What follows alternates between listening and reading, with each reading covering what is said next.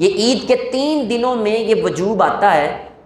ईद के 3 दिनों में अगर बंदा अचानक, उसके पास कोई 1 रुपया भी नहीं है और अचानक उसको कहीं से 1.5 लाख रुपया मिल जाता है, तो अब वो निसाब का मालिक बन गया, 1,47,000 उसके ऊपर कुर्बानी वाजिब होगी।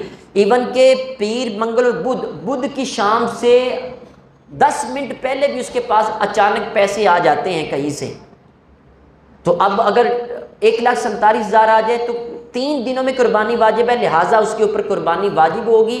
उन्हीं 10 मिनटों में कुर्बानी खरीदे, अगर नहीं करता, वक्त गुजर जाता है, तो उतने पैसे किसी गरीब को देना, मदरसे में देना सदका वाजिबा होता है, उसको सदका करना ये वाजिब होता है।